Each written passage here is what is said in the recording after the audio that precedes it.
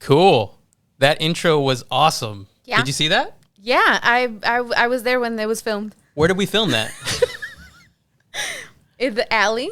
Yeah. I think the alley's like just a really good backdrop for a lot of projects. So And it was perfect because that whole thing was like an homage to the Bob Dylan video, Subterranean Homesick Blues, and he filmed that in an alley. Yeah. So we kind of just try to replicate it as much as possible, and they freaking made it into an awesome-ass intro video. We kind of have an obsession with Bob Dylan. Our cat's named Dylan. We went to a couple of Dylan concerts.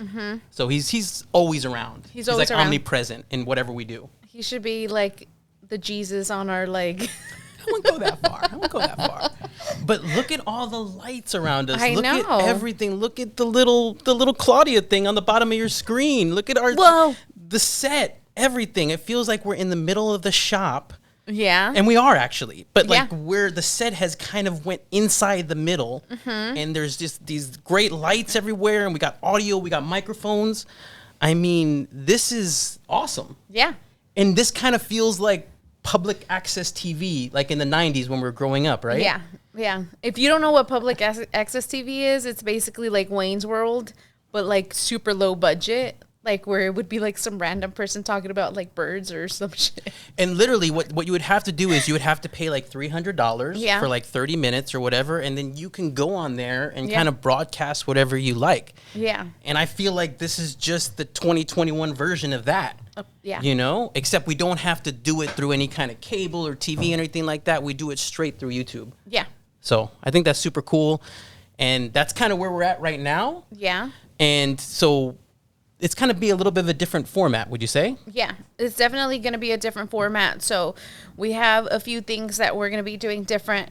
So like making sure that like the segments are shorter, like people don't have like long attention spans. So we're trying to make it like super short, but with a lot of information of what's going on. And more like a show. Exactly. Because I think we got stuck into like, oh, we have to do a podcast. So it has to look like the podcast that we watch on YouTube or whatever. And it's always like somebody interviewing somebody else and, you know, talking about them, this and that. But I feel like with this amount of equipment and editing and lighting, like we could really make this into a type of show. Yeah. You know, where it's more segmented out, everything like that. So I think that's the point in time where we are right now. Yeah. And leading into that, are we doing our first like segment? Yeah. What is our segment called? What's up? What's up? Look at that. So like, what is the What's Up segment? Like, what is that? So we're going to talk about like basically what we have planned out for the whole entire show.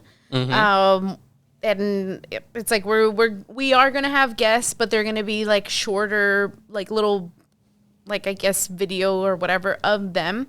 But basically just introducing like everything that we have going on for the episode. So who are we going to talk to later today?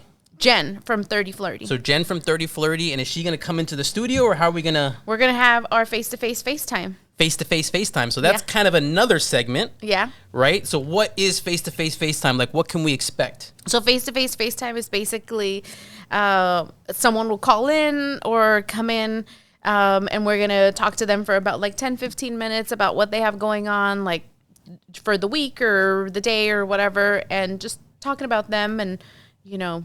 But the cool thing is now they have the ability where they can just call from their phone. Exactly. And then we can get their audio right through here. Yeah. So it's like magic. Yeah. You know, and I fucking love it. And so basically, Jen we'll interview her later today. And then we'll be doing another segment called Walking the Block. Yeah. Explain that a little bit. So Walking the Block is basically, we're going to talk about different things that's going on the block, events, a lot of people have different things going on in front of their shop, things like that. So if anyone ever has something going on, that would be like a perfect time for us to be able to share like information that's going on. 100%. Yeah. And then lastly, I think the last segment we have is like the what's next. Yeah. Which is something where we'll probably end it towards the end of the show. And then we'll basically just detail whatever is we're currently working on, you know, because there's always something new every single week, whether it's a drop or some kind of project that we're working on. So we'll kind of detail that and kind of talk about what we're doing next week too. Yeah. Awesome. So those are kind of like the brief overview of the segments. Yeah. And, you know, right now we're still in the What's Up segment. So I was just, you know, kind of want to talk about what's up right now with like the show, Skills Pay Bills, like everything like that, you know, just to catch everybody up, you know, where was the genesis of that? Where did that start? The whole idea of having a podcast. So the whole idea for having like a podcast / show was that we really wanted for people to know who we were as a brand. Like, who are we? Like, what should you expect when you come into the studio? Like, are they going to be like, what kind of personality, what kind of like sense of humor, like all that kind of stuff. I think of myself as like super easygoing and like funny and goofy and more of that, you know? And so I wanted to really capture that, where people would have that sense of like feeling comfortable to come in and be like, I know what to expect. She's just going to be super goofy and like funny and this and that. So I feel like that was like one of the things, and like having this platform where we could talk to people and, you know, share our creative process or just share things that we have going on. And I feel like that adds a lot to our brand, you know. 100%. And I storytelling. I think we filmed our first podcast or recorded it probably about 2 years ago, almost exactly, because it was November 2019 when we put the first one out. Nice. And we were kind of consistent from there. We tried to do it every month or so, and then I think we stopped when, you know, March 2020, when we had to start making the mask, the pandemic hit and everything like that, and we put it off for a few months. And then I think we came back, and then we kind of rediscovered, we met Copy and Steal, which I think was summer 2021, and it basically just, that's where we're kind of at now, but it elevated our podcast to a whole nother level. You know, with the lighting, the ability to edit live, you know, all that stuff that just takes this to the next level and really made us see past just, okay, having a podcast. Exactly. You know, because we were able to do a podcast with just a little recorder. And we were filming it with our phone, and kind of that's how we were doing the beginning podcast. And I'm a fan of like audio podcast as well. You know, but I think after doing a few of these with Skill Pay Bills and just seeing what they're capable of, it's just like it made us reach so much further to see like, oh my God, like what can we really do with this? Exactly. You know, and it's like, it doesn't have to be just audio. Yeah. You know, I feel like in 2021, you're almost cheating your audience by just giving them audio. Like, they need visuals. Yeah. You know? Especially because we are in that industry, too, where it's like we are all visuals. You know, we're creating things. And so it just makes sense for us to be able to have visuals, because it's like that's what we do. Like, we are designing, we're creating. We want to give people like that, like little insight of like what the studio looks like, who we are as people, like, you know, just that little insight is, I feel like it adds so much value to it. Because we've seen even just like the videos we do on social media and stuff like that, how much that has helped us and how much fun we have with that together. So it's like, I think the main goal is to try to figure out how to use this recording, you know, basically like have this TV show feel like those videos that we produce. You know, where it's just totally authentic. We do it off the top of our head. We have fun with it. You know, but I think that we can kind of do the same thing, but with this. Exactly. Awesome. So that's kind of, you know, catching everybody up, everything like that. But I know we mentioned earlier, you know, that we met Copy and Steal during the summer of 2021. You know, they are the production company that produces this episode. They bring the lights, they bring the cameras, they edit. They bring the dog. They bring the dog, they bring the fun, they bring everything, they bring the weed. No, just kidding. We'll edit that out. But they do bring weed. You can leave that in. You can leave that. You do bring weed. So that voice there, that mysterious voice, was Chris. He's one half of Copy and Steal. And then we have Priscilla as well. And I think this would be just a good time to kind of, for anybody listening to us, to kind of peek behind the curtain a little bit and just get to know Copy and Steal, because they have a fucking great story too. They do have a great story. Thank you. Yes. You're part of like the Great Resignation, right? I guess so. Tell us, Chris. Yeah, I mean, both of you guys are. That's what it's called. Yeah. I mean, I guess I also resignated this week, but in terms of like getting rid of a client, basically the old job that I used to work for.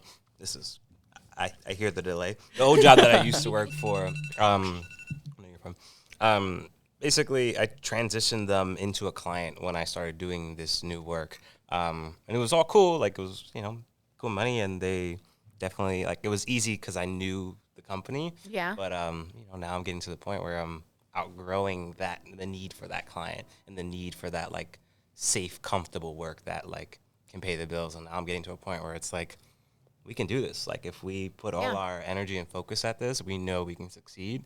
So it's just like, why not? Let's jump off the ledge. Let's do it. I mean, he resigned first last year, and then I was still looking for a job, and then I found one, and then realized, you know what? I don't want to do this. Yeah. Like, I want to take a chance and go on this journey with Christopher, so I also resigned in the beginning of this year, you know? That's so awesome. So what was your guys' life like pre-pandemic? So I was planning to move out here no matter what. And where from? From New York City. So I was planning to move out here. I've always had a dream to move to the West Coast since I was little, watching like Rocket Power and whatnot. Rocket Power was my shit. I always thought I was like an Otto or a Twister, but I'm not. I'm definitely like a Squid, or what was the other guy's name? The white boy that like comes into town and doesn't know how to skate, and they like make fun of. I was that. I don't know how to skate. But no, like I always wanted to come out here. I think at first my goal was like Silicon Valley, just because I was working in tech. I came to visit San Diego. I had that one drive down. I always tell people I had that one drive down Narragansett into OB. You go down like that block into the pier, and it was just like, oh my God, this is real. Like places like this exist. And then I came back with the intention to like search for a spot, also just to see if it was still my thing. Came back a third time to literally look for a spot. I found my spot, and literally the day after it was declared a pandemic. So and basically like. I'm not gonna say the word, but like it wasn't big before. Like I came out here, like no one knew it was a thing on the East Coast. I came out here, and it just like people were worried about it. So yeah. I got lucky. Yeah. And you guys are freaking awesome. You guys do like this whole entire production and all that. So it's really cool to, to see how it all works and how much value it actually adds to like an upcoming brand, So we're really fortunate to have met you guys. And I remember when you had asked me to be on your podcast, I was like, oh my God. And then so I kept bragging about it. I was like, Manny, you should have seen it. It was like a set. And it was really cool. Yeah. So yeah, you guys really have had us like elevate. Yeah. So yeah. No, I've loved just seeing the relationship we've had, like, just grow over time. Yeah. Like, honestly, you were the first person we reached out to, and I think you were the last person we reached out to because it just popped off so well. We were just like, that was a cold reach out, too, because we were terrified. We're not salespeople. Yeah. But, like, she's like, oh, like, she's dope. Like, she's, she's, she pivoted as well, and she's just doing her thing, and like, I'm just gonna message her. Well, you said that. Yeah. And I was just like, okay, go ahead. And I think you were the only one that replied to our, right? Yeah, you were one of the first ones that replied, yeah. We only had like 5 or 6 people that we like reached out to. Yeah. I think only one other person replied, and it was just like, oh, we're happy with the workflow that we got. So I was like, okay, cool. We saw your videos. I think you sent us the message, so then we went into your Instagram page. We saw your videos and everything like that, and we were just super impressed by the quality of the videos. We're like, hey, even if we could go do their podcast, but we get that content to use, that's fucking awesome. Yep. Yeah. That was my biggest ever. I was trying to like, I don't think you, like, at first I was concerned that you didn't understand. Like, I wanted it to be an episode for you, and then it was just like, oh, like, it's an episode for both of us. Like, we can both post it separately. Yeah. But yeah, I remember, like, I just wanted to, like, we were so nervous. We wanted you to feel comfortable. I was like, you can bring your husband, bring your daughter. We got a dog. It's going to be me and my girlfriend. I promise. No weird shit. This isn't a Craigslist thing. I told Manny, I'm like, dude, you fucking left me in a house with, like, 2 people I didn't even know. Like, and you were like, I'll be back for you later. And I was like, he dropped you off. Like, I was like, Dad, wait. I'm like, they had a cute dog. They couldn't have been that bad. I'm like, they can't be killers. But well, I was gonna say the most interesting thing I think is that people may not know is that you didn't have an audio video background, like either of you, right? No. And I think people just see you there with all that equipment and everything like that, and they were just like, oh my God, they must have went to years of school to kind of jump into this. I know. We started a year ago. I went to the University of YouTube. So then anybody could do this. Yeah, the University of, let me Google this for you. Google, for sure. Hey, you guys, that's freaking awesome. Because I feel like that whole gig and like figuring it out, like we have so many resources for that now. So yeah, that's really cool. The one thing I would also say, like, and I always try to give everyone this piece of advice is, just because you pursued something and it didn't work out doesn't mean that you can't take anything from what you pursued. Like, there was still a lot of things that I learned from my career as a UX designer, from my education as a regular graphic designer in like package design, and I take those things with me. The whole idea of copy and seal is like taking these ideas and reimagining them and making them your own. So in that vein, like, I looked at those past skills and I just saw how they fit into like this new thing that I was pursuing. You know, I know how to design, I know how to put together screens, so therefore I can create overlays and things that go over the screen. So just like connecting the dots, a lot of people, they're afraid. They feel like they have to start over from scratch. Yeah. That's one of the biggest fears. But the truth is, Yeah. never start over from scratch. Like, always jump vertically and use all the experience you've had to like pivot you forward. Like, just because you're working at McDonald's, you know how to work with systems. You know how to work with complex like flows, and you interact with people on a daily basis. You just pivot. Like, So just because you've been working like a job for 10 years, you're in that career, it doesn't mean that if you switch careers, it doesn't mean it negates all that time. It doesn't mean like, oh my God, it was all wasted. Yeah. Because you learn skills during that time that you can now reapply to whatever you're doing next, basically. For sure. Yeah. it definitely takes, it's a muscle. It's a muscle that has to be practiced in terms of how do you reimagine those skills? How do you see the fact, like, it's hard. Like, some people, they get stuck. Like, for me, I first noticed it when I jumped from like Adobe products. Like, I was using like Photoshop and Illustrator, and I jumped over to a new product, and I just saw like all these things are the same. Like, all the, like, the names of things, wand tool, pointer, like points, and it's all the same. It's just different UI. So I was just like, oh, I can do this. Yeah. And like the only difference was like the way I exported a file or something like that. So And how long have you been doing it now with basically your own business?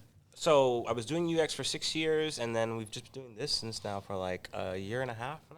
So a year and a half. No, actually just making a full year, because I think we got legit with everything the beginning of this year in terms of like our paperworks and everything like that. I started like just full-time doing it last year, October. Wow. So Congratulations. Congratulations, both of you.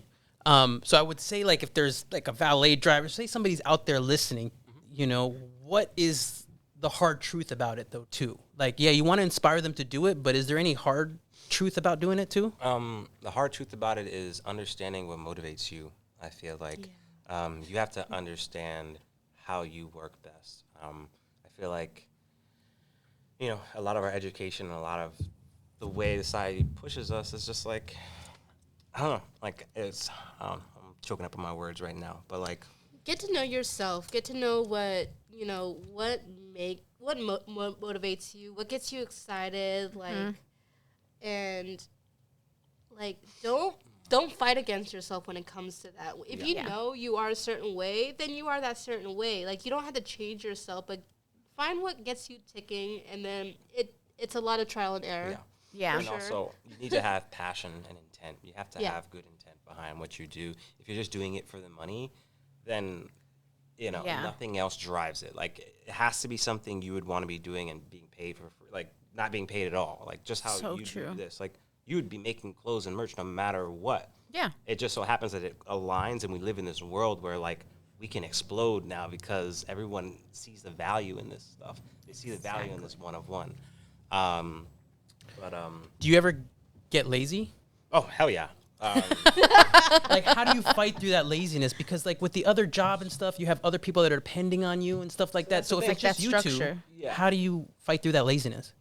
I think it's less about, like, fighting with it and more of just, like, I've more so been coming into terms of just gratitude with it, in terms of, like, I can afford to be lazy. I felt like we have such a negative, like, connotation of what laziness is because of this society that we live in. You know what I mean? It's all money first and, you know, 9-to-5 jobs and tell me what to do. I'll say I learned to embrace my laziness because, like, a lot of it is actually your body telling you that you need to chill out. I was used to, like, being like, oh, I can't be lazy. I need to work. When in reality, Like, when your body is telling you something, it's telling you something. Yeah. So whether that is your brain, whether that's your body, like, pay attention to it. And then also, as long as you're doing something that you're passionate about, like, you are going to get naturally motivated. And when you're not, like, go ahead, take that nap. Yeah. And then get up and keep going. And sometimes laziness leads to the best creativity in terms Exactly. of like coming up with different ways to do something, because it's just like, this takes a lot of time. Yeah. Like, shit, I don't want to go take out the ladder every day. I'm just going to stack a couple of books and leave them here and just step on those books every day because I'm using this every day. Yeah.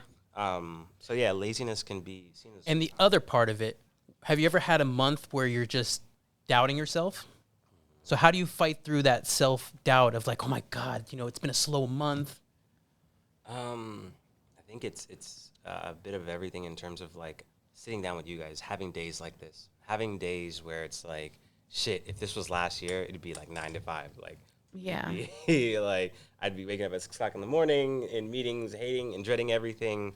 But like, I get to wake up whenever we want, or we get to choose when we want to work, and nothing better than doing that. And also just seeing you guys share our work, seeing the numbers that it does. Like, I don't know if you know, but like, we looked at your YouTube and like, we see like, oh my God, like we're bringing value here more ways than one. Like, it's not like thousands of scoops, but the needle is moving and people are paying attention to it. So all those little small wins add up for me heavy. And I'm just trying to practice more gratitude. I'm not gonna lie, I get caught up a lot. It's just real easy for me to just be super just like caught up and like uptight. You guys have witnessed me here. You like that sometimes. Yeah. It's just it's a natural reaction based on the way that I was raised, and I'm trying to like change that. A big part of me moving out here was changing my relationship with money, and I think that is helping me out with that anxiety and dealing with those things. What was your relationship with money before?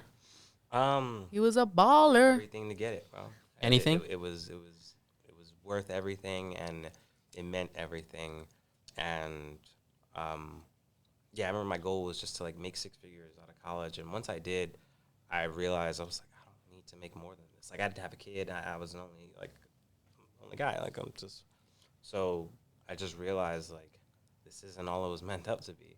And I realized no matter how much I was going to make, I was still going to be into the same things I was into. I love buying tech. I love buying gear. I could live all day at a Best Buy. You get me? That's what I'm about. So. Well, what's your relationship now with money? That money mantra. I'm a money magnet. I'm not going to lie. Me too. I've transferred. No, you changed my mantra. It was like, I'm open to new and different ways of money coming to. It was something over the top. But now it's literally, I'm a money magnet. Actually, the other day I woke up and I told her, and in my head I screamed like, I'm a fucking money magnet. I didn't say it out loud, but I wound up winning a betting game later that night. Wow. So I got some money. It's what is left, right, center? Have you ever played that? Left, right, center. I've never played it either before I came here. But it's a dice game where it's just like, you roll it. Anyways, that's so cool. I feel like even that last time that we saw you guys, I had that kind of like a breakdown where I was like, oh my God. And like I cried and everything. And I was like, shit. Like, because in February, we're going to turn 9.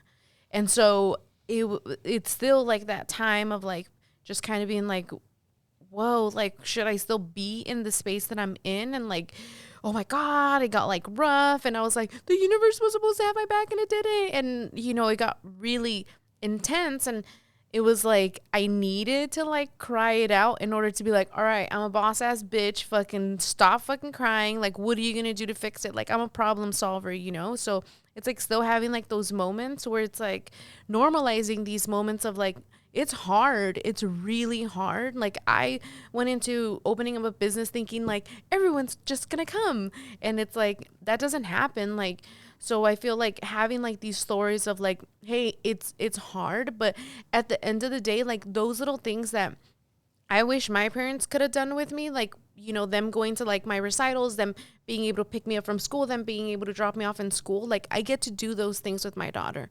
And those are so important to me because those are the things that you remember as a kid where you're like, my parents are always there. Like, we've never had to have daycare or anything like that because it's like she's always been with us, so those are really important for us to be able to be like, I remember when I was pregnant, I told Manny, I'm like, I want to raise my kid.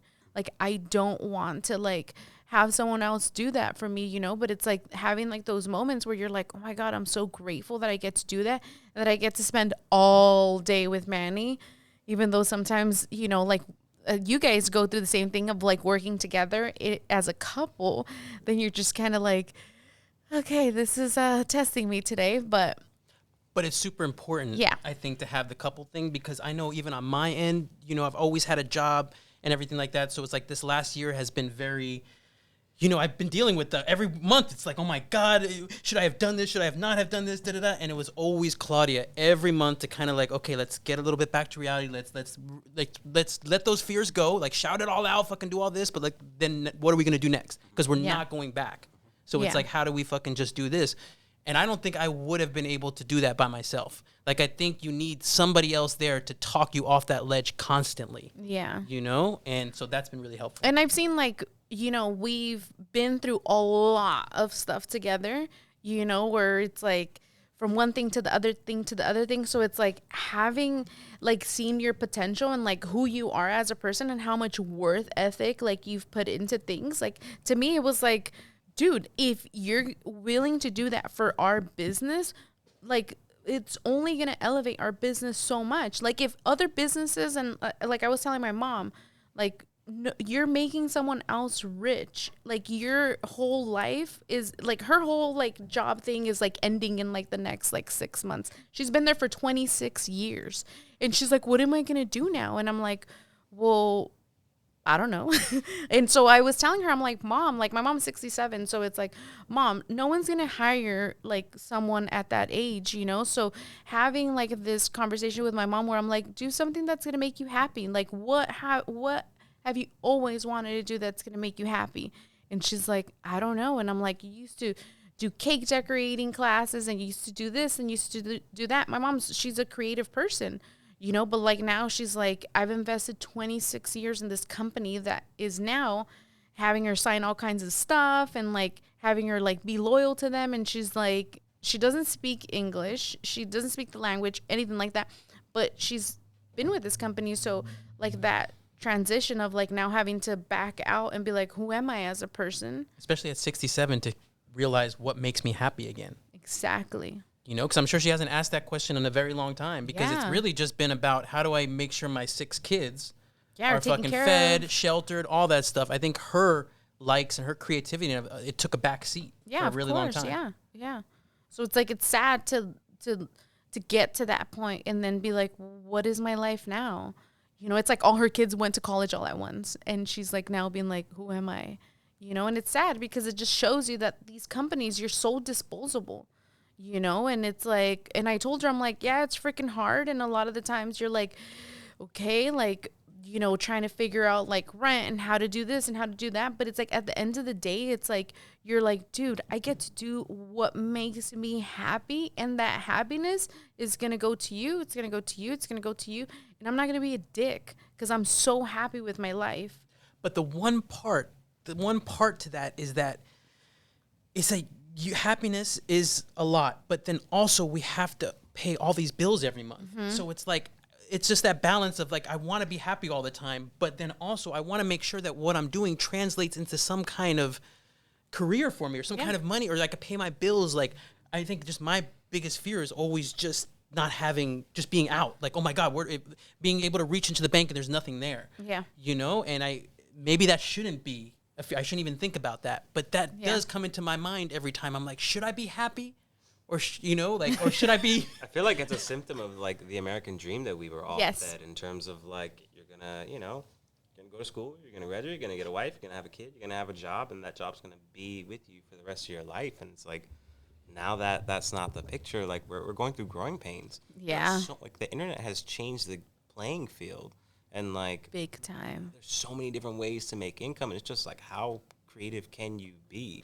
Yeah. And how can you like switch that lens in terms of like, all right, like, I'm not making the bills now, but there's some ways. And you always got like I feel like everyone thinks like the fail safe is like, I'll just start an OnlyFans real quick. But like, there's so coming many soon. things, you get me? Like, there's DoorDash, there's so many things that we can do for just quick cash to make money. That allow us to then pursue that other thing. Exactly.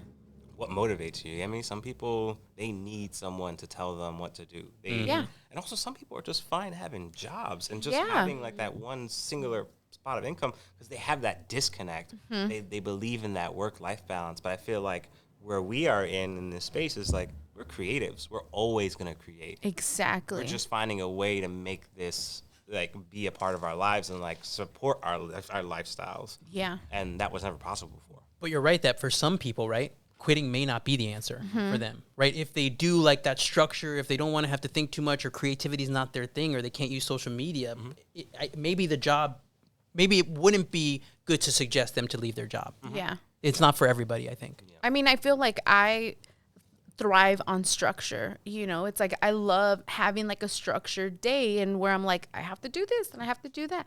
And like creating lists has always helped for me, you know. But I also feel like my mom, she was always like, I want to make sure that every week I'm making this much money. And for her, it was like, she's like, I just don't want to take that risk. Like, I don't want to have that. And I know when I clock in. When I clock out, I don't have to deal with any of that kind of stuff. And for me and you, pre-baby, it was like 16-hour days nonstop working. And we loved it.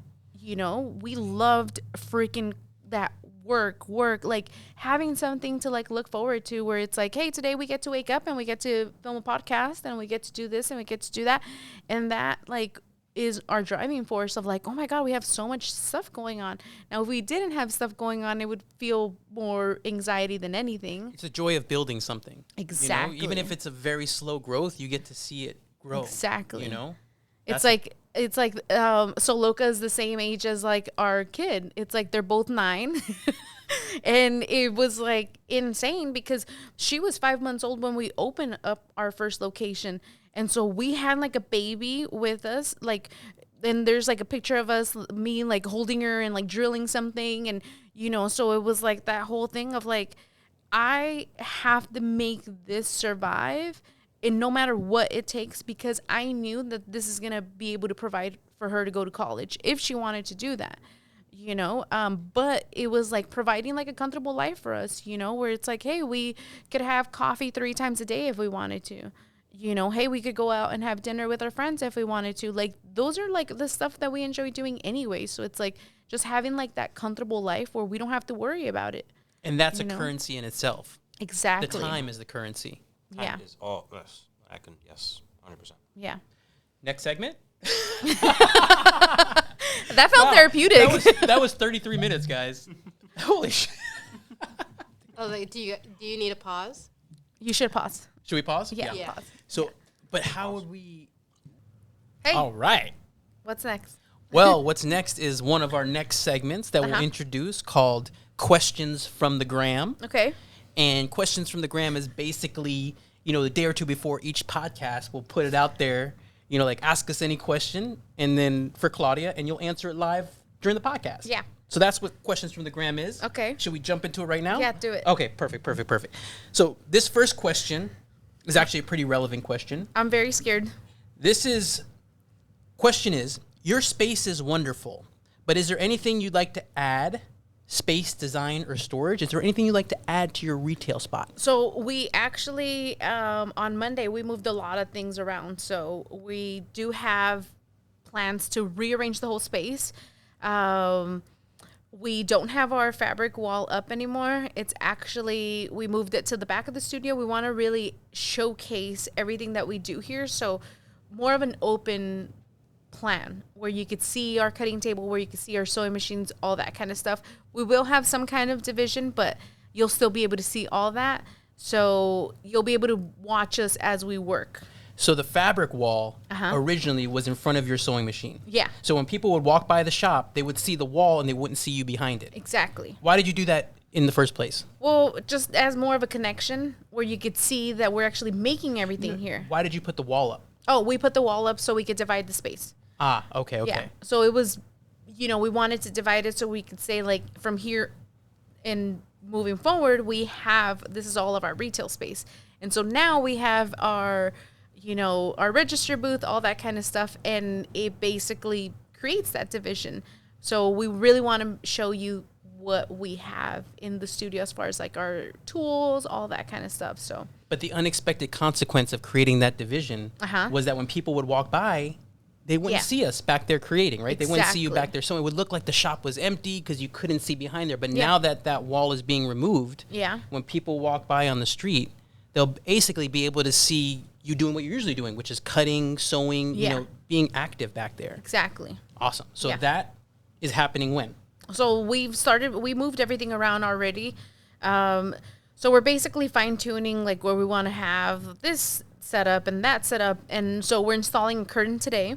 So that goes up today. And so that's going to be our division, but we'll be able to like obviously like roll out the curtain or roll back the curtain or whatever. So like that you're able to see it a little bit more. So kind of like creating that privacy of like, hey, you know, from here on we're dividing the space, but also opening it up so when we are working, people could actually see that we're creating things, because I feel that makes our space unique. You know, we're able to, we make it and we sell everything here. So yeah. Being able to show that off basically. Exactly. So the next question, taking a hard left turn, is somebody asked, any chance that Ice, our daughter, gets a sibling? No. No. I mean, that question, No. we don't even have to really elaborate. We don't have to go into any detail. It's just no. No. We both in agreement. We've decided one and done. She's great. She's beautiful. Let's move on to other things. Yeah. Okay. So, what do... No. She wants an older sibling. That's what she wants. We don't know how to make that happen, but... So what do you like to do for fun to unwind that's not sewing related? Naps. I have been wanting to get like some gardening done. I know that sounds like so domesticated, like where it's like I'm sewing, I'm cooking, I'm gardening, but I do enjoy like getting my hands dirty with soil. So there's a few pots that I have to repot because the plants have gotten so big in them. So I love doing that. Like I feel like you're seeing the progression of a plant, and I love that. I love seeing things grow. You put time into it and it grows. So I love doing that. So I feel like gardening is something that I like to do for fun. One thing that we share that we like to do for fun is going to different coffee shops and enjoying like coffee and having like these intense conversations about life and our artisan coffee. Exactly. This is our $11 coffee right here. Oh shit. That was cool. Okay, I got a little bit of our theme music. I don't know if you're telling us that we have to move it faster or whatever, but or that 7-Eleven is running that fresh brewed coffee all day thing. So we've been hitting it up all times of the day, getting free muffins here and there, racking up the points. And their coffee's pretty good. Their coffee is really good. So if they do want to sponsor future episodes, we are willing and able. But let's see another question here. So we have another question. What is one thing you cannot ever give up? Coffee. Seriously? Yeah. I've given it up like here and there for like tea, but I don't think I could. Even when I was pregnant, I was still drinking coffee. You were sneaking in the lattes, yeah. I was doing a lot of coffee, so yeah. So that's one thing you can never give up. I couldn't give it up. And when I go on vacation, that's like the one thing that I look forward to every morning is like, I want to go out and explore coffee. You know, like that's my thing. We end up at 7-Eleven. No, I'm saying when I'm on vacation, like when we go somewhere, like I want to, you know, explore like a different coffee shop and do this and do that. Like I like doing things, especially like going to a coffee shop when there's no like time restriction, where it's like I could be here all day if I wanted to and just hang out, you know. But it's like in the morning when we're like go, like then it's like quick. Like I need something that's gonna be consistent. That's gonna be mainly consistency is like the key to it. Like I want a good coffee, you know. But even Denny's has good coffee. Yeah, and I'm totally down to have that, but it's like they're not fast. So for me, I need something that's going to be fast. 100%. Fast. Leading into the next question. Yeah. Who is what is your spirit animal?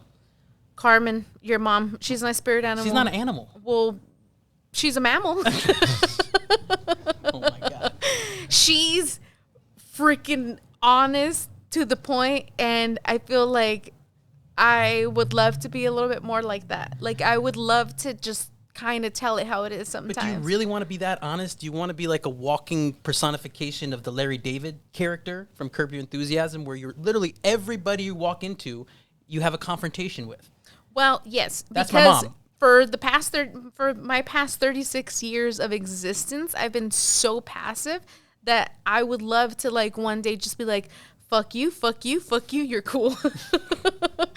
Because it's like, it's like you want to be like someone that is like not you, So it's like, and being able to be like, hey, because I felt like for a long time, like being so passive created a lot of conflicts in my life, and I just would love to be a little bit more upfront and just kind of like tell it how it is. And I'm working on that. Because being passive, you kind of prolong the inevitable. You eventually have to like be mean or be forthright eventually. Yeah. But you're just being passive that you kind of let it go on and on and on and on. And it becomes a bigger problem. Exactly. Instead of just being so direct and cutthroat. Upfront.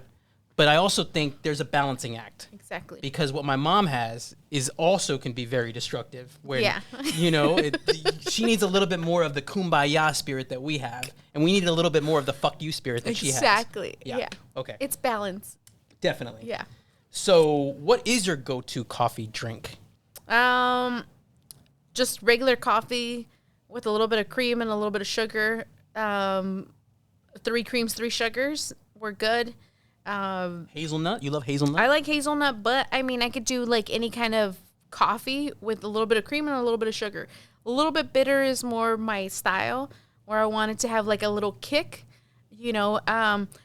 like my favorite drink at Cafe Moto is the vanilla dolce latte. Okay. Like I love that. It's not like overly sweet with oat milk. And so it's not sweet at all. Like it's not an overly sweet kind of thing. And I love that drink. It's really good. Because you don't like your coffee sweet. I don't like it sweet. No. Now this is a tough one. Docs or Crocs? Doc Martens or Crocs?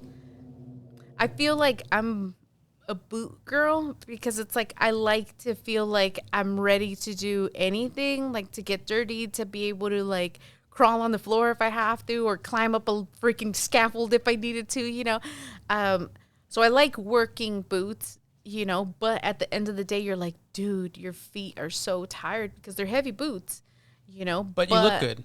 But they look good and they last forever. And Crocs is more of like something where it's like you're wearing to lounge around.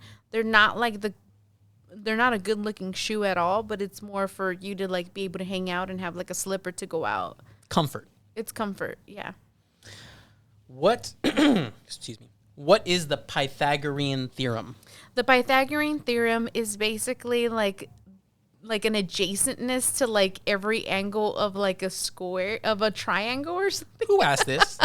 This is such a left field question. It seems like somebody just wanted to trip you up on some math shit. Yeah. What is the Pythagorean? I know it's geometry. It is geometry. So it's like, how like a triangle has like 3 sides, right? So it's basically the measurement adjacent to like the one of the sides or something. I don't know. Starting to sweat. Ask Liz. She's the one that asked. Is it a square plus b square equals c square? That sounds right. That sounds right, right? That sounds right. That sounds very Pythagorean theorem-ish. For real, it does.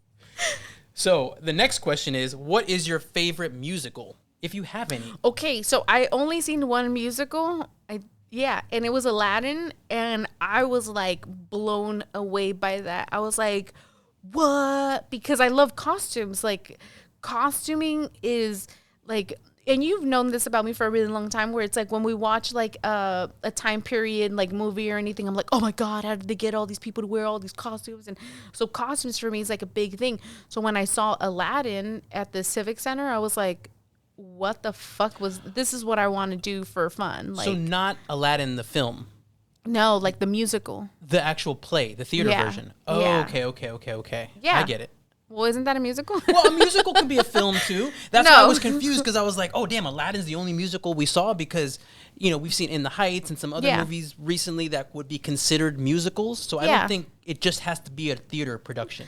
I consider that more of a musical than like, because it's like it's like a full performance in theater and all that. So for me, like, I think that's more of something that I would consider like and you a love musical. because of the costumes. Well, yeah, and not just that, but it was like quick turning costumes and quick this. And so you're just like, it's so seamless, and you're just there and it's live and you're like, this is beautiful. Like, it was just like everyone knew what they had to do and they did it. And it was just like I left and I was like, I want to work so I could fucking go to musicals all the time. And make the clothing, right? Well, I mean, no. I don't want to do that. But, just going there and being like, wow, this is like awesome. So it was a very, very good experience. Now, this one you've been asked a few times, but I'm wondering, you haven't been asked in a while, so let's see if it changed. But where do you see yourself / Sew Loka in 5 years? So in 5 years, I see myself owning like real estate, right? Where it's like I could have like a warehouse where we could live, work, something where it's like long term for us, where we could obviously keep raising our kid, like growing in, like having pop-ups there, like having like a whole area where, we could grow together, like have something where we could like build off of, where it's like, it's not someone owns it, like we own it, like having something like that. And that's for both commercial and house, right? Like we want to be able to have a property that we own, that we could work in and also live in. Exactly. Because we do pay rent here, we're on a lease and everything like that, but you're just always at the whim of the landlord or the property owner. So it's like, how do you truly grow it? Exactly. Especially when we know, all the dynamics that are happening here, on the block and everything like that with development and property owners. It's like, you never know. It's always so scary. So when you're trying to grow a business, so I think we really have to figure out a way in the next 5 years to own property. Yeah. So that's the goal. Yeah. All right. So this might be the last question. Okay. If Manny is drowning, do you save him or your sewing machine? Sewing machine. Really? You didn't have to think about that? I didn't have to think about it. But, I mean, you could always get another sewing machine. You can't always, right? I mean, I guess you can get another man, but you can't get me, motherfucker. I might want a new man. No, fuck no. I mean, what? There's always better sewing machines. It's just a machine, You could build it again. I'm a human. I'm flesh and blood. But that sewing machine isn't nagging. Oh my God. Well, every time that fucking thing breaks, I know how to fix it. I'm just saying. You can't fix me. I know how to lube it up, and I know how to do. Oh my God, you go into dark places, but I guess if it makes you feel better. At least for me, just to make me feel a little better. It's like, fuck, I don't want to be like, fucking have my hand up. Well, it should be the other way around. I don't know how to swim. Would you save me? I would save you. Hell yeah. I wouldn't even think twice about it. Well, you don't love sewing, so. Well, I love other things, but I don't know what. But yes, question, answer, I would save you. Okay. And I hope that if I ask you the question again, I'll throw you like one of those like little lifesaver fucking at least give me a raft or something. Let me pull myself up. Yeah. Questions from the gram. That was our first official questions from the gram segment. I have no idea how long it lasted, but how do we transition from this into the next segment? I guess this is how we just have to kind of figure it out. So the next one is basically walking the block. Walking the block. What is walking the block? Walking the block is basically things that are happening on the block. And we're actually going to be walking. Yeah. We're taking a camera out there. Exactly. Into the alley, into the block, seeing what's going on. Yeah. On scene. Are you doing that? I think so. Go. Do I keep my headphones on? No. All right. They're not wireless. And then I just got to tiptoe over here. Yeah. We'll turn on our mics, so we'll keep you company, Claudia. Thank you. Yeah. Yeah, you're just going to go on that link, and we'll answer the call on this end. Woohoo! Don't get lost, okay? Leave breadcrumbs. Drop articles of clothing if you're being abducted. Yeah. Oh, yep. We're gonna hit answer on that. Will I need Wi-Fi, Chris? You'll be good on a cellular. Should I mute the? You're good for right now. I would definitely start walking out though. Get outside. Just get. Okay. There you go. Oh, look at you. We have, yes. Hopefully you chose your back camera, right? Yes, back camera. All right, cool. Wow, look at that landscaping there. Got a little green wall. Wow, okay. So what are we seeing here? What are we seeing? Wow. So this, we're basically in the backyard right now. And this is the paint scaffolding that we're using right now to paint. There's a mural in progress. Yes. Right here, we've got a mural on the back of the Barrio Logan College Institute that's currently being painted by local artist Victor / Cheeks. And Yes. I'll let myself out of here so you can kind of see it a little closer. But it's basically work in progress. Look at that. It's And so I definitely cool. probably should have brought the clicker. Now you know. But yeah, now I know. But let me see here. Do you have any questions for me? Can we do the clicker from here? No. You have no questions. We have no questions. Hold on. I got to open it up over here. But that mural was basically, we actually asked the Barrio Logan College Institute if we could create something for the back of their wall because we were getting constant graffiti on there. So we just really wanted to make sure that we were creating some kind of like beautification project for them that was also going to be inspirational for their wall, right? Yeah, look at that. Yeah. Look at that so far. Yeah. And the crazy thing is that this was an actual photograph Yes. that was taken. So the girl being depicted here is a real girl that graduated in 2021. And I feel like she was like so- a first generation college graduate, right? Yes. So it's really And so he's still, like you can see, he's still working on the proportions of the body and everything like that. That's the hardest part because it is based on a photograph. yeah. But then after he finishes that, the rest of this will be kind of more, flowers and more just kind of up to his interpretation. So it won't have Yeah. to be scaled exactly correctly. So last week But- we basically learned how like the wall is like wavy. So remember last week we learned why they put that kind of wall up there so it could yeah. it could prevent graffiti.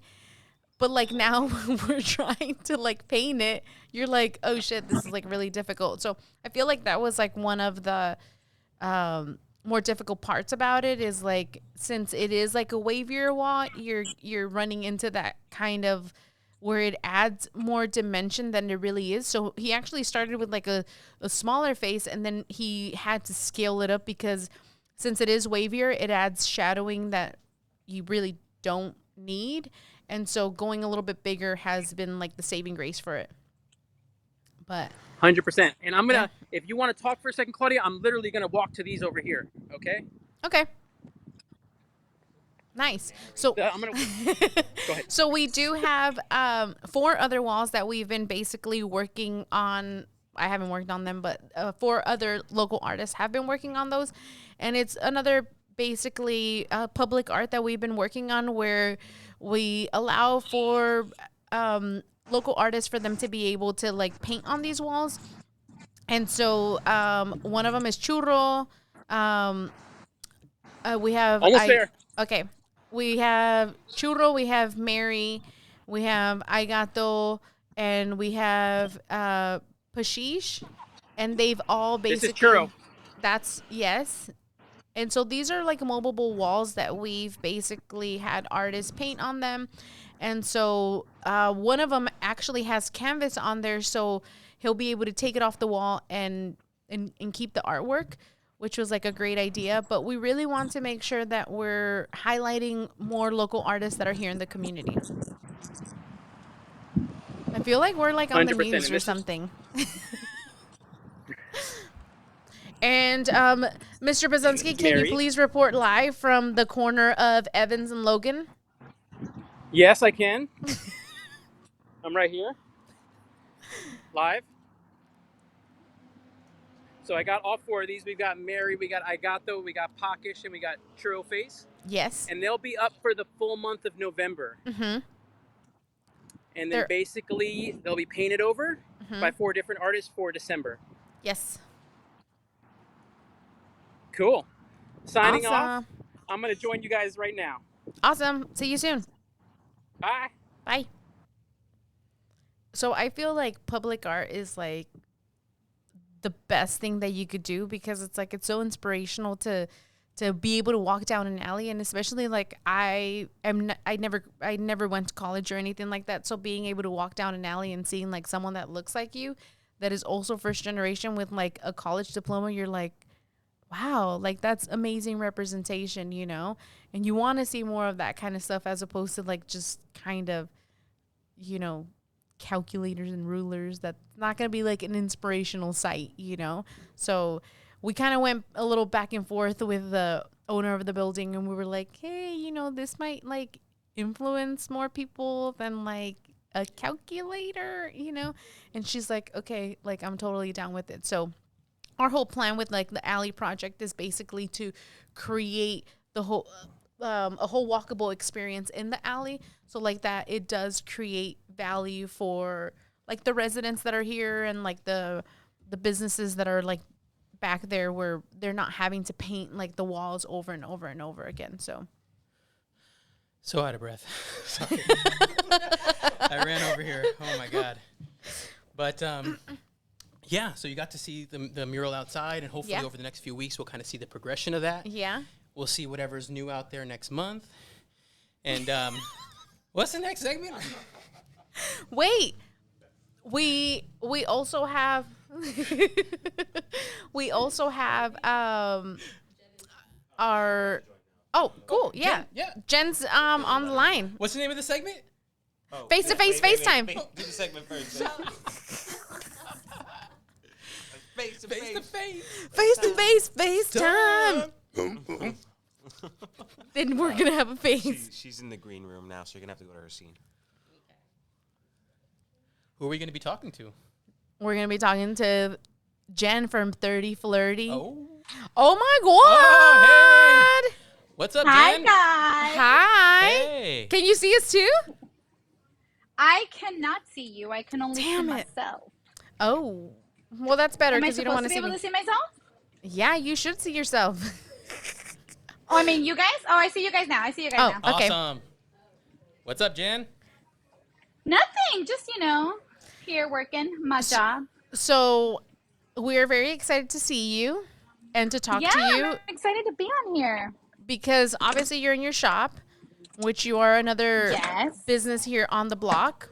So we're really excited to talk to you about like stuff that you've been going through and all that kind of stuff. But a really interesting thing about you is that during the pandemic, you basically started doing your business, right?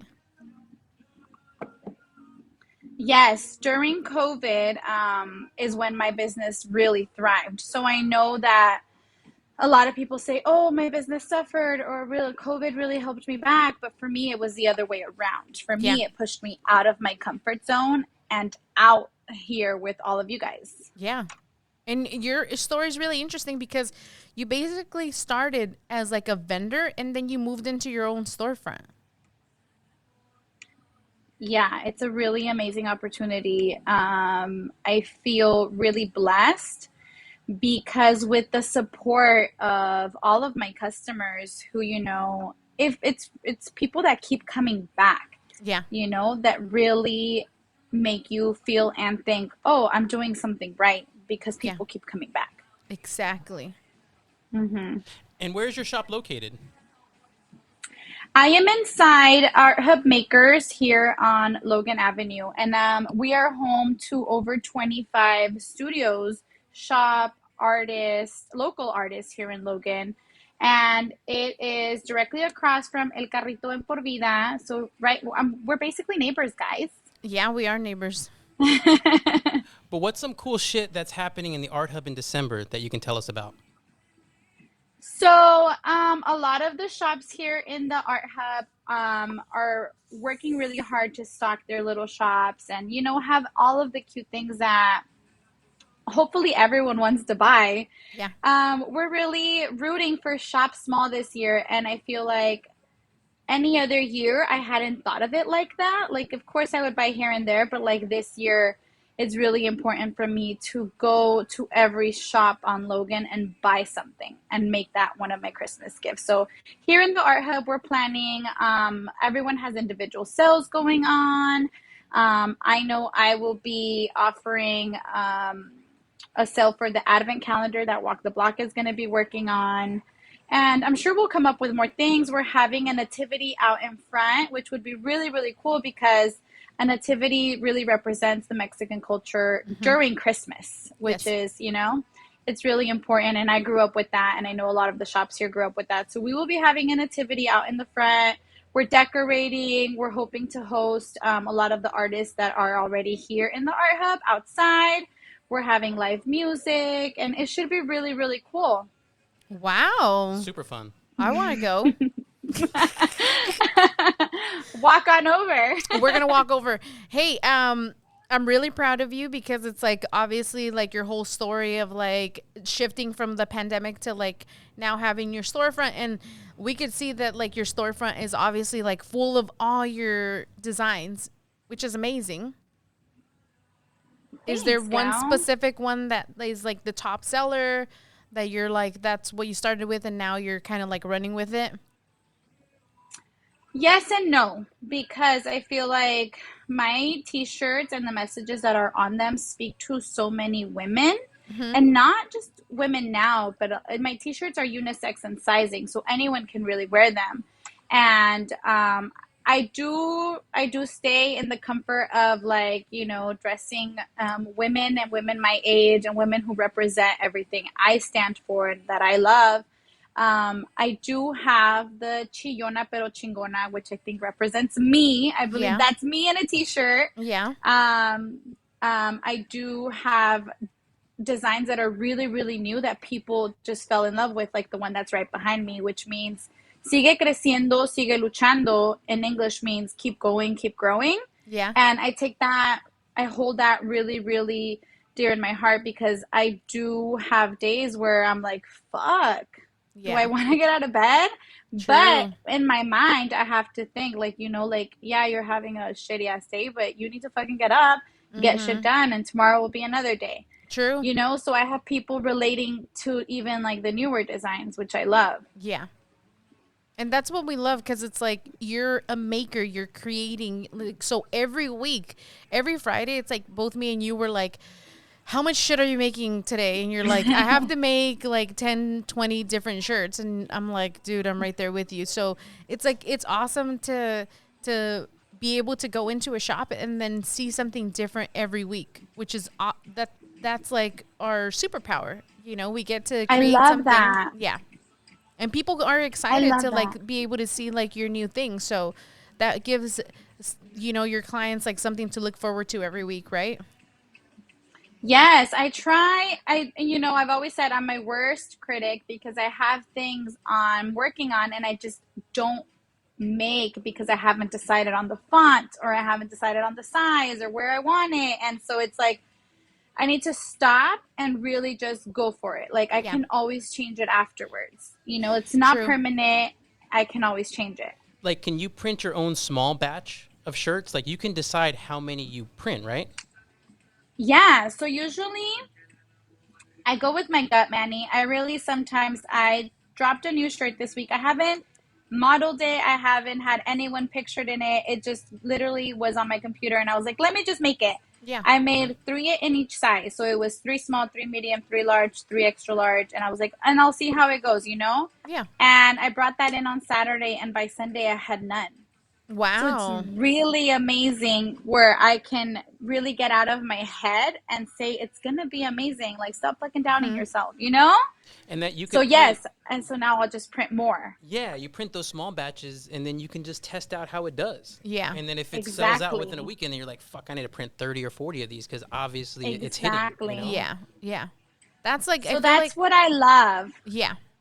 And that's like the advantage of like being able to create it and testing it and saying like, what's going to be the reaction of like someone when someone sees this in the studio? Are they going to be like excited to see it, or what's going to be like their reaction. And so having that like access to be able to do small quantities, and like obviously like the small quantities makes it a little bit more exclusive, but then once you see that it's like doing so well, then you're like, oh my God, we could change it to different colors, different like font, different, so it's really like getting creative with it. And then the opposite, if you print 10 and if it doesn't hit, you just have 10 shirts that you can do for a giveaway. It's not like you printed 40, Yeah.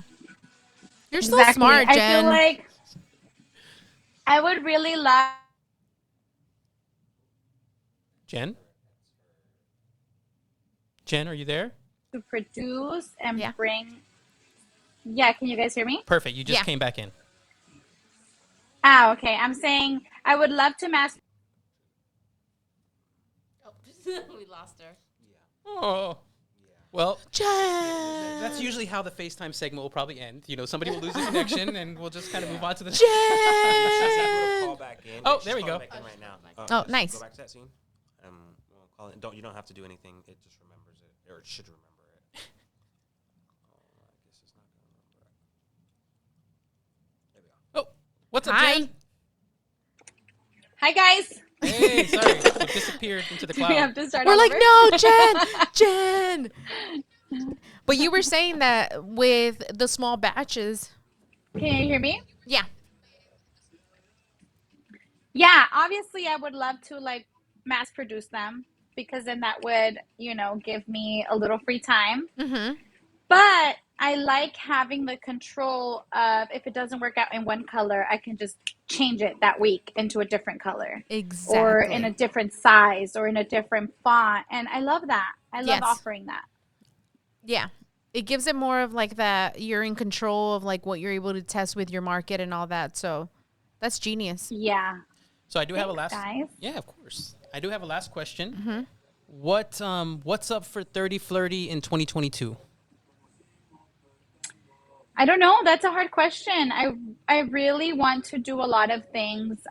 This year has opened my eyes a lot to what I want to do. Obviously, I just launched online. Mm-hmm. Congratulations. 30shop.com.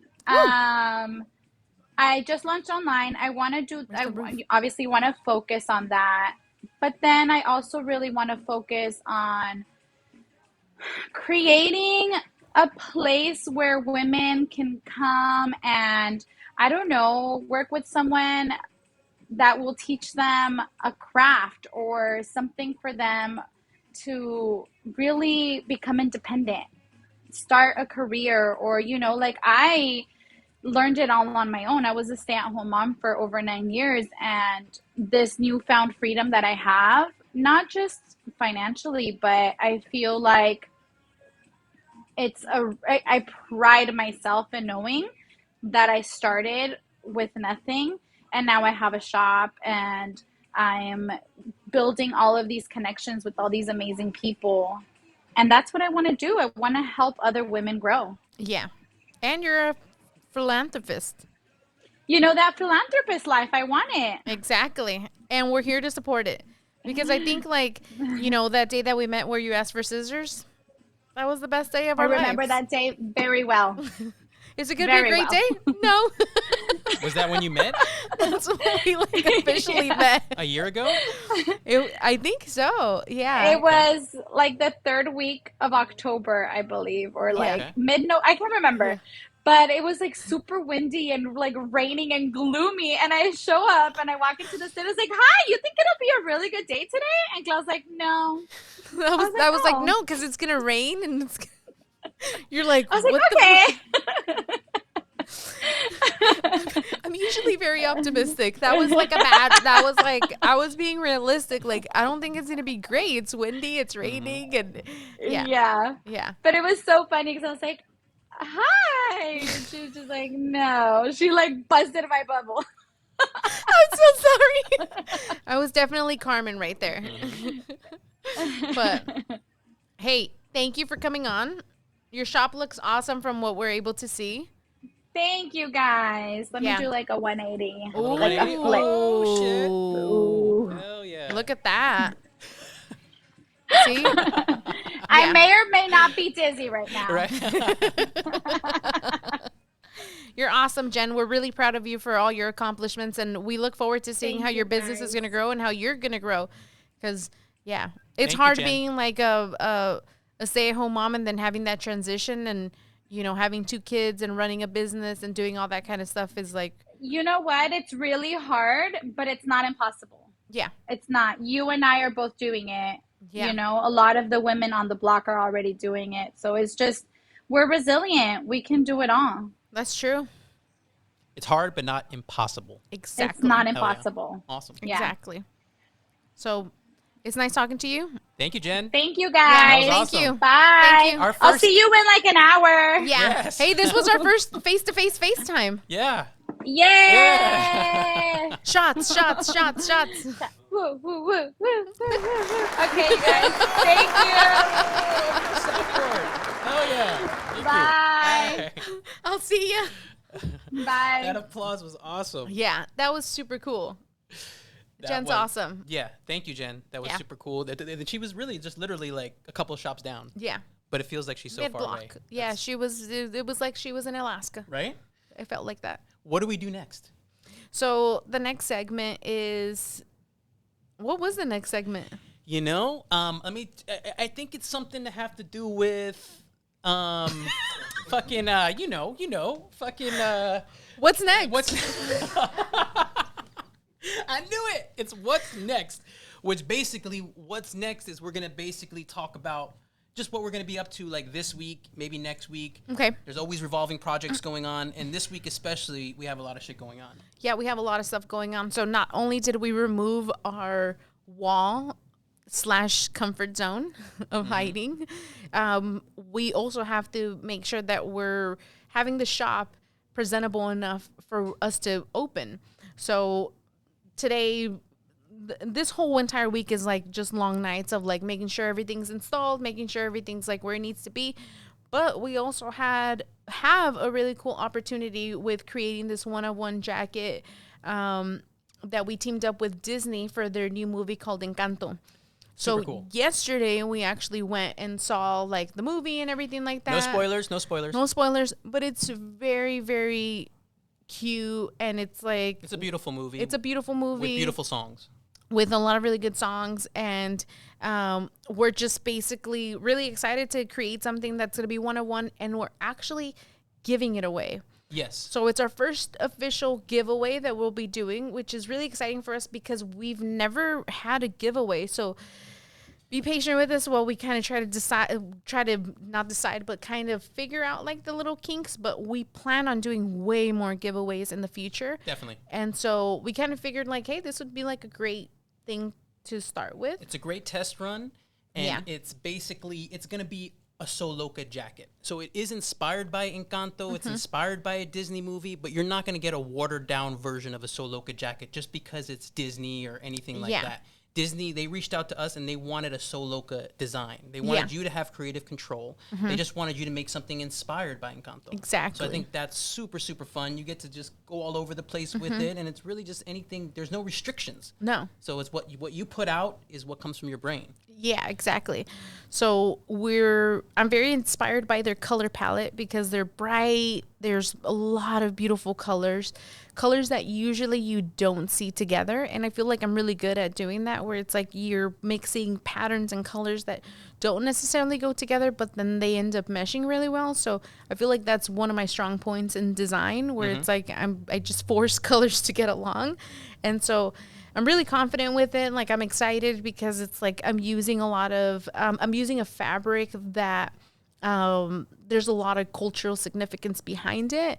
And I feel like the movie also has something like that. And so it's really exciting. Like I guess the difficulty that I'm having is like creating something where anyone could wear it.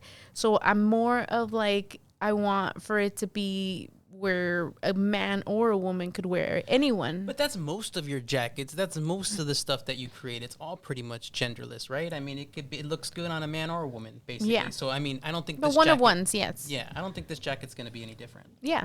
But you haven't, just to be clear with everyone, you haven't started creating it yet. No, so it's Wednesday and we have to have it by Friday. Disney wants it on Friday, right? Yeah. So I'm not nervous about the time restriction. I'm more excited about, starting to cut it and starting to put it all together. So I'm excited about that process. And we will be documenting that process over the next couple of days and everything like that. So that's super cool.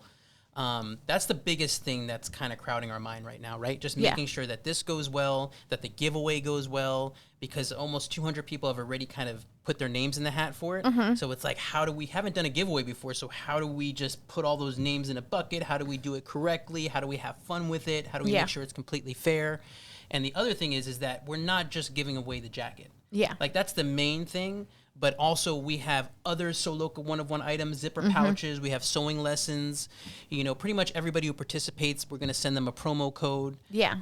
So it's just going to be fun all around. Yeah. But we want to really make sure we get it right. And the whole thing I haven't talked to you about is that we're obviously like a very minimal waste clothing brand. And so with all these remnants that we're going to have from the material from the jacket, I really want to be able to create like these small zipper pouches as part of the giveaway too. So we really want to make sure that we're consistent with like our brand, regardless of what company we're working with.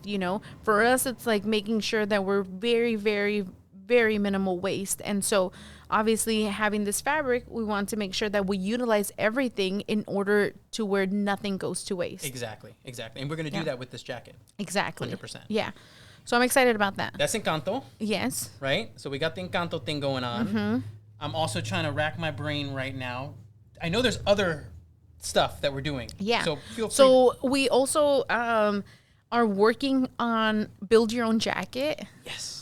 So, and build your own flannel. So we always get people that come in and they're like, could you? And then I'm like, Because what happens is usually somebody will come in, they'll love a jacket, but either the phrase won't speak to them, they'll want a different phrase, or the sizing will be a little off. Yeah. So it's like we kept running into that same problem over and over and over again. And people would eventually say like, hey, Claudia, like, you don't have my jacket here, but here's my size. Large. I would like Morena on the back. Can you find me a jacket? Yeah. And we do that for people all the time. Yeah. We go out and we source them jackets from either our sources. We go to thrift stores, this and that. Yeah. We send them pictures. They agree on a jacket, and then we print it. Yeah. So we're basically just trying to streamline that a little more. Exactly. Put something on the website where people can go there and they could build their own jacket easily. And basically let us know ahead of time their size, what phrase they like, very minimal stuff. And then we just we'll hunt them down a denim jacket in their size, confirm everything with them, and then we'll send it to them. So it's like pre-ordering it, and that's just a problem that we've had to figure out over this last year, where we have so many people coming in. They're like, I want to buy this, but I want a different patch, or the sizing's a little off. So it's just with one-of-one, it's very tough like that. And we just want to be able to make sure that we're at least trying to serve everyone. Yeah. And not just that, but it's like the one-of-one items, they're obviously unique, but every jacket is so different. So it's like you're still getting that exclusivity of like you just having that jacket.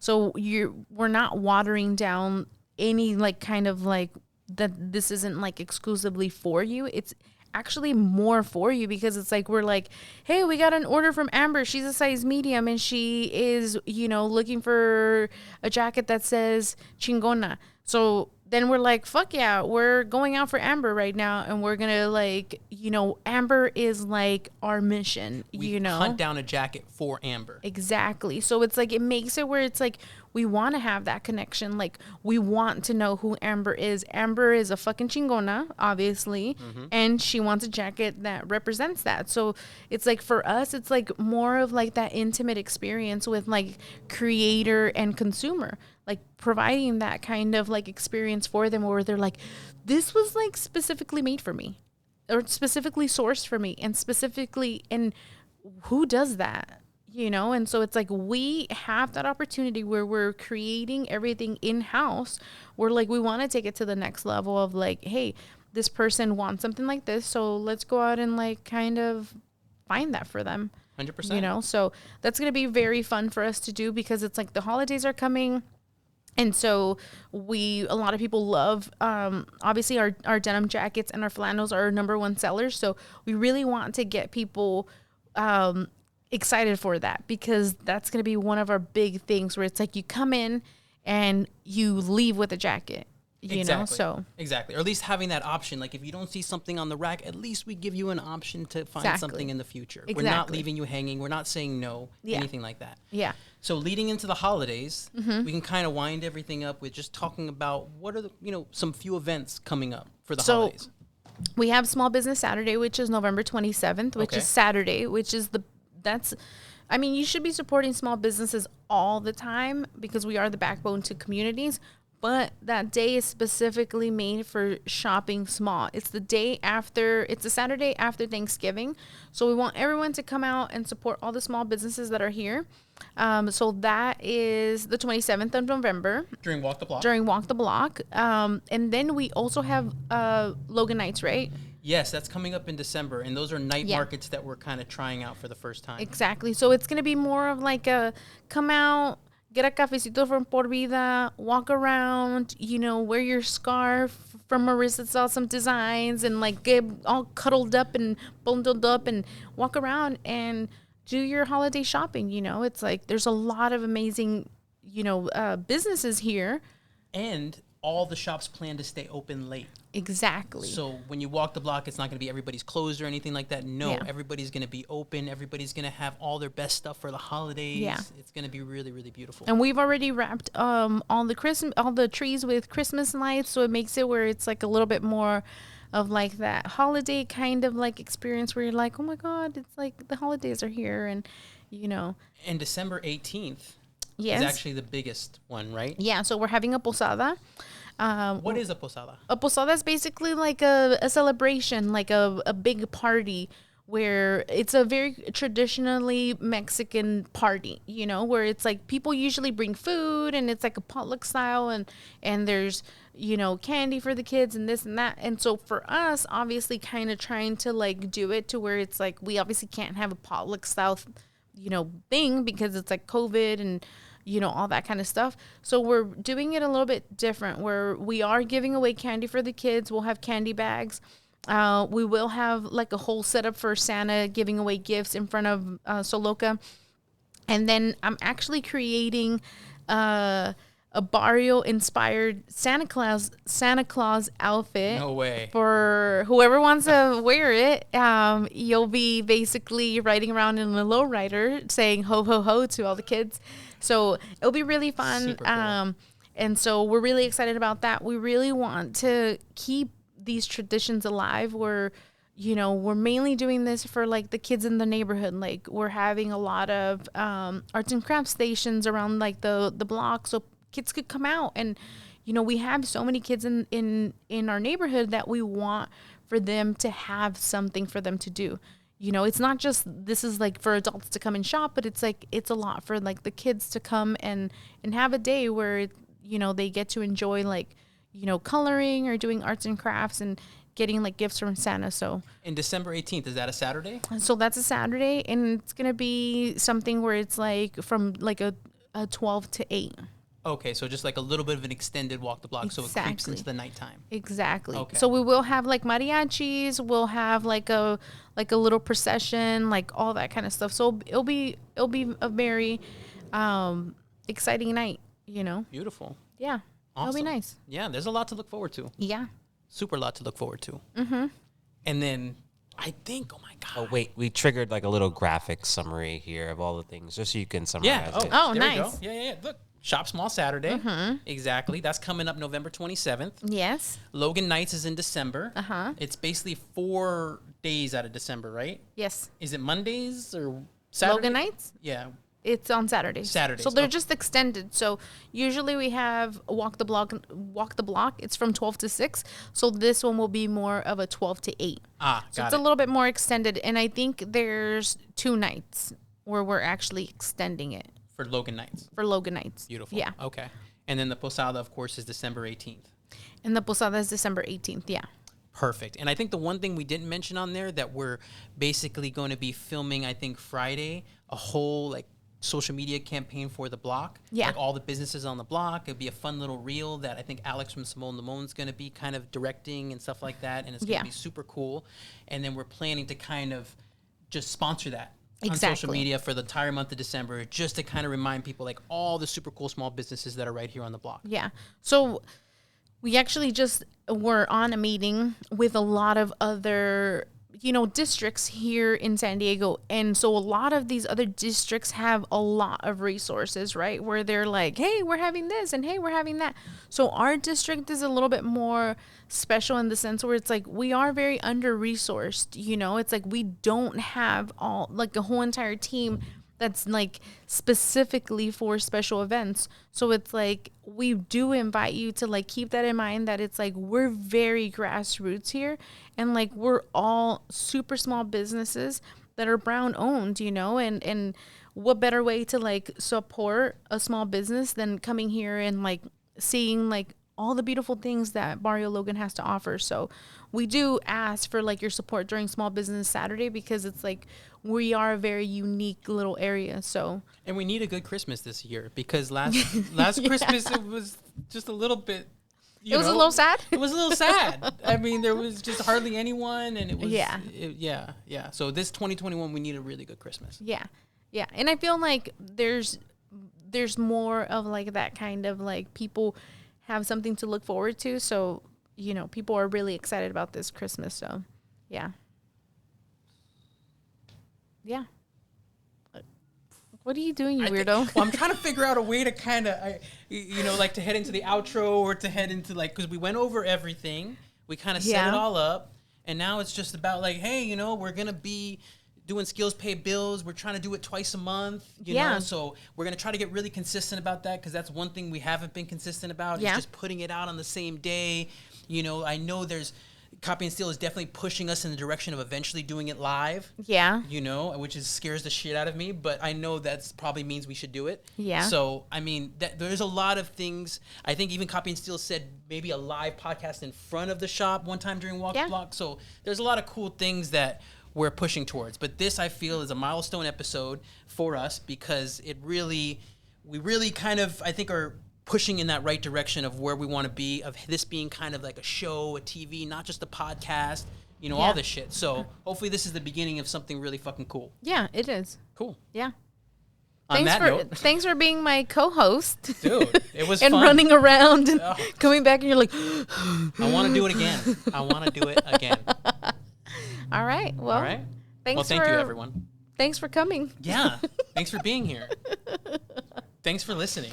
That one person out there, thank you. I know. Thank you for always listening to our very sad, pathetic life. JK. Love you.